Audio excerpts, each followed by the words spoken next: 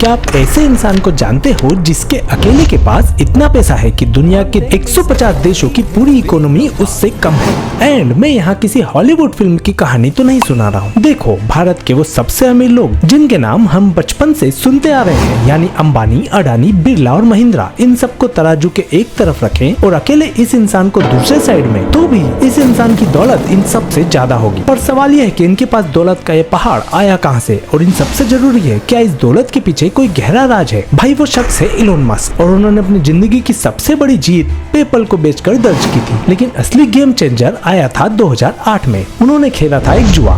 एक छोटी सी electric car company Tesla को खरीद लिया था और फिर शुरू हुई थी नोटों की सुनामी। 2020 में $100 बिलियन से शुरू करके 2025 में आज वो $500 बिलियन तक पहुंच चुके हैं। अगर मैं $500 बिलियन को अपनी भाषा में बताऊं तो आज उनकी नेटवर्थ 41,500 अरब रुपए से ज्यादा है। ये इतना पैसा है कि जो मैं और आप दोनों मिलकर भी शायद अपनी 7 पीढ़ियों में ना गिन पाओ। लेकिन इस तूफानी ग्रोथ की असली चाबी आखिर छिपी कहाँ है? मस्क की दौलत का सबसे बड़ा इंजन टेस्ला नहीं है, वो है उनकी स्पेस कंपनी यानी स्पेसएक्स, जिसकी रिसेंट वैल्यूएशन अकेले ही 400 बिलियन तक पहुंच गई है। और अब वो बात जो आपके दिमाग के नट बोल्ट ढीले कर देगी। सबको लगता है कि इलोन मस्क दुनिया का पहला $1 ट्रिलियन कमाने वाला इंसान बनना चाहते हैं, लेकिन ये सच नहीं है। उनका असली लक्ष्य $1 ट्रिलियन नहीं है। उनका असली जुनून तो मंगल ग्रह पर जाना है। उनका सपना है कि वो पहले इंसान बने जो मंगल ग्रह पर कदम रखे और वहाँ एक नई इंसानी बस्ती बसाए। तो अब आप मुझे बताओ, अगर आपके पास आज वो 44 लाख करोड़ रुपए होते तो आप भी मंगल का टिकट खरीदते या धरती पर कोई बड़ा धमाका करते? क्योंकि अगर मैं होता तो एक पूरी कंट्री को खरीद लेता।